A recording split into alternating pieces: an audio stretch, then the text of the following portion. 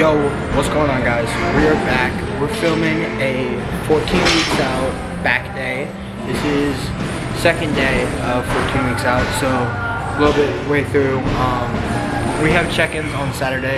It is it's Monday right now. It's Monday night. We're hitting back, like I said, at Rio Linda, and I'm gonna just film as much as I can, show you guys. I'm gonna do a little bit of talking over the clips and explain like what I'm doing for back, and then I'm just going to do a little bit of prep and everything we're going through. But we're feeling super great. Everything's been going amazing. We're feeling really good again. We're getting pumps in the gym again, so that's super dope, and everything's just going to plan.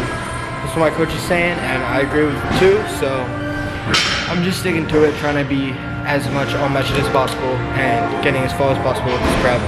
But yeah, we're gonna get straight to it, and I will talk a lot more later in the video when I have a lot more time. I'll see you guys next time.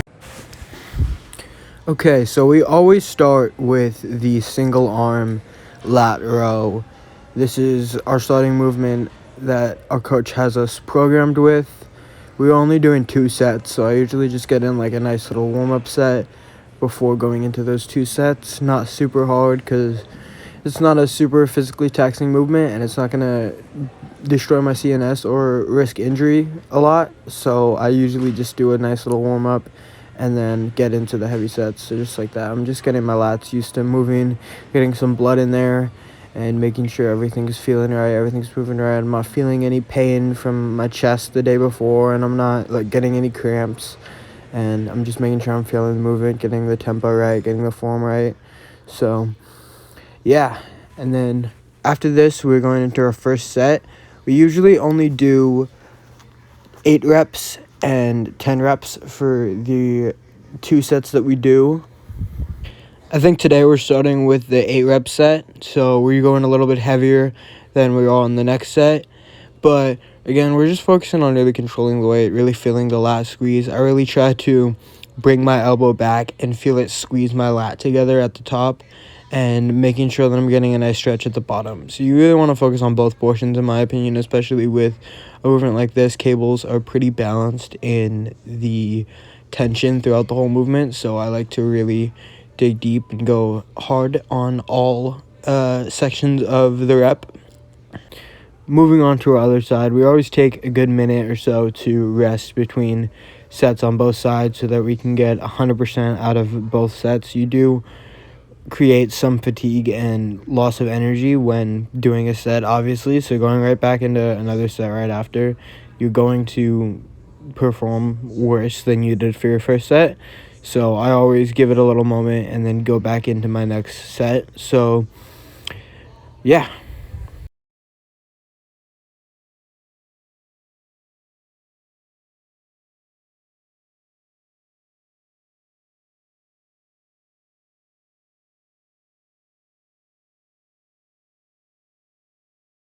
Moving on, we are now doing a very similar movement. We're doing a single arm lat pull down. We always start with our opposite side, the side that we are usually weaker in or lax in development. So that is going to be our left side, which is quite weird because I'm actually left-handed, and most people's like dominant side is what side they write with, but who knows, it's just how I am. So we always start with our left side on training. And again, this is only going to be 2 sets for 8 to 10 reps. We don't do more than that. We don't really need more than that for lats, in my opinion. Gonna get a little pump check real quick. It is 14 weeks out, and we're looking pretty good. We're feeling pretty good. We are progressing how we should, and overall, our progress has been great. Our prep has been great. Everything has gone pretty solid so far. We're just going as hard as we can. Now we go in on our other side, giving it a good moment to just recover and get energy back up to 100%. Like I said, we're 14 weeks out, so our CNS is not at 100%, and we can't go super hard into failure like I could in a bulk. So you're not going to have those 2 to 4 reps that are just super grinding out my energy, and my cap off is pretty short, so I'm not getting those grinding reps, but I'm still going as hard as we possibly can with all the sets and getting the most out of every single set that we can. Back over to this side, we are doing the 10 rep set now. We're really focused on driving our elbow down with this movement and trying to involve very little shoulder and all lat. We really want to just squeeze that lat.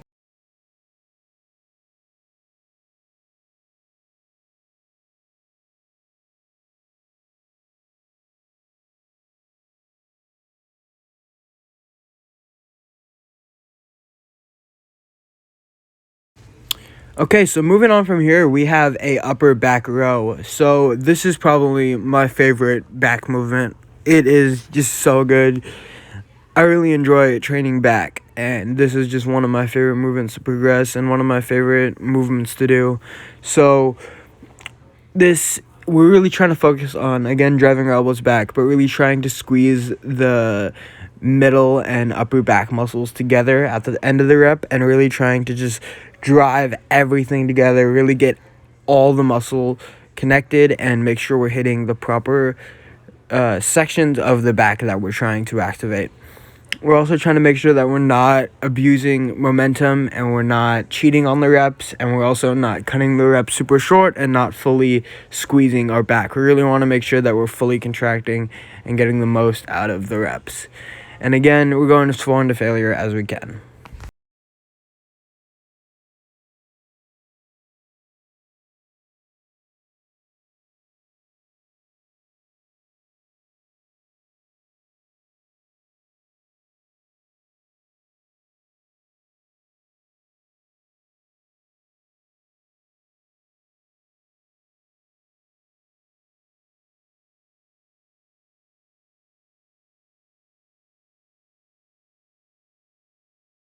Moving on to our last back movement, this is going to be a upper back biased pull down. We want to really focus on leaning back and squeezing our upper back muscles, but we also don't want to try to abuse momentum, and we don't want to be rocking the weight. We want to sit at this back position and squeeze. As you guys notice, I'm not coming up an insane amount or momentuming the weight down.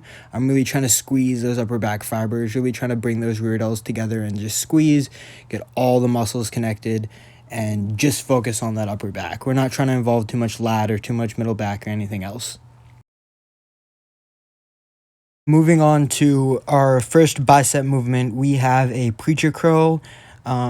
This machine is a really good machine, as I can target the middle, top, or bottom of the rep. It's a selective machine. It's not as good as Prime, but it is still pretty good. And so I've been using this one personally. I really like to have the focus at the top of the rep or the middle of the rep, as those are my weaker points in the bicep, and especially while doing a preacher curl. So we've been really trying to drill those. And once again, we're going as far into failure as we possibly can. These sets are going to be 3 sets to failure, no to set rep range.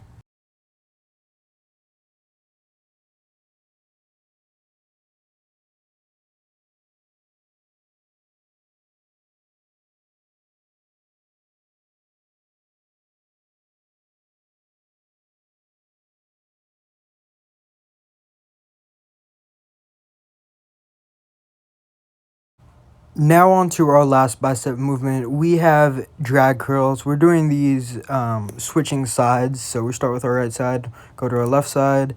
I really do like this movement for biceps. It's one of those that I really feel, and you can really go nice and slow and really contract it.